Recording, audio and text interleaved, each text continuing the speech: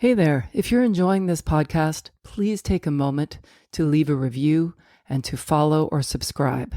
Don't forget to share with anybody that you think might be interested.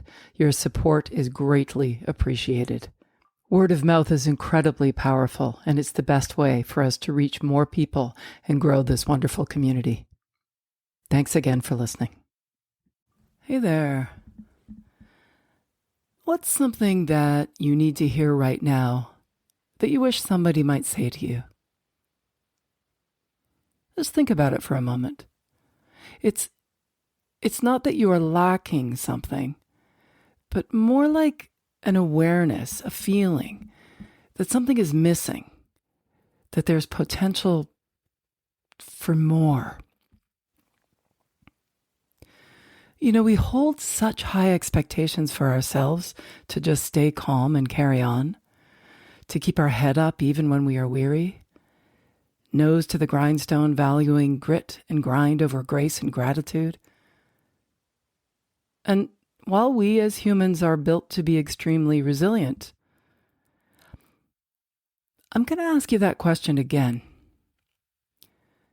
Even though you're doing okay without it,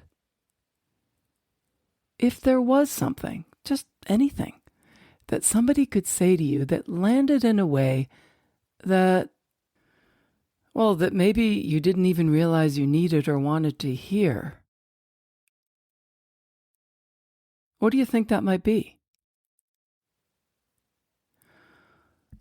What would be of great value for you to hear, even though it's not important in terms of your output or productivity or functionality in the world? Take a moment to explore this question with kind curiosity. I know if it were me, and actually, full disclosure, I am speaking to myself today as I'm speaking with you. I'm going to go out on a limb and say that we are not so different, you and I, and that as humans, we share this innate sense that is often untapped. Sometimes it's because we've lost access to it, and sometimes it's because maybe we didn't stop long enough to realize there's something valuable there for us. You know, this sense of knowing what we need, and I use the word need lightly because we can absolutely survive without it. And quite honestly, most of us do. So instead of the word need, let's use the word invite. If you were to invite something into your life, some kind of a message, either from somebody else or from the universe or, from yourself, from ourselves, from myself, what would that message be? I sat at my desk for a while looking at a blank page today, which is uncomfortable for me. So as I'm talking to you right now, I'm lying on my back in my office with my feet up in the air instead. There's a sconce on my ceiling. I'm looking at it now. It resembles a spider web or a flower. It's beautiful. Not a scary spider web. Its surface has an opaque pearl luster, and there are 9 charcoal-colored lines reaching from the same center point to the scalloped edges of the sconce, each arriving at ruby-colored points that look like jeweled sunrises. 1, 2, 3, 4, 5, 6, 7, 8. There are 9 of them, and they're perfectly symmetrical, emanating from the same center, but balanced. You know, in this moment, it occurs to me that I have been ensconced, and yes, pun intended, ensconced in my own uncertainty which is very uncomfortable for me, without realizing that there is something constant, always constant, watching over me. It is quite literally watched over me silently, my sconce, never lit, because I don't like the light that it gives. And yet, even though I never turn it on, it remains there.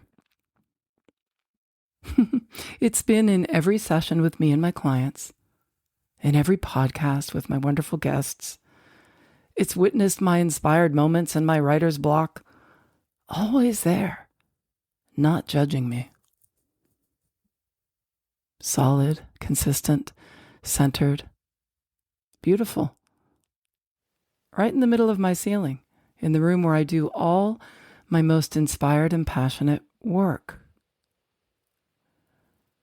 If I wanted more light in my room, I could turn the sconce on, and it would give me more light.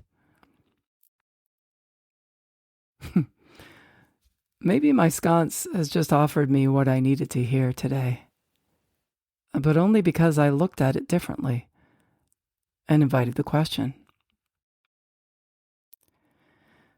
I'm feeling more grounded now, and I hope that my little brainstorm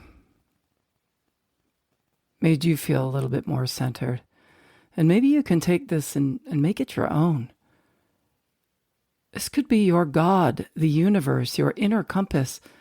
But whatever it is, the metaphor is strong. Even though sometimes we don't see it or pay attention to it or really use it at all, it is always there. I'm Lisa Hopkins. Thanks so much for listening. Stay safe and healthy, everyone. And remember to live in the moment. If you enjoyed this episode, I invite you to dive deeper into cultivating a life of creative possibilities with my new book, The Places Where There Are Spaces. It's filled with personal stories and insights to help you embrace living in the moment. You can grab your copy by following the link in the show notes or wherever books are sold. Let's keep the conversation going and growing.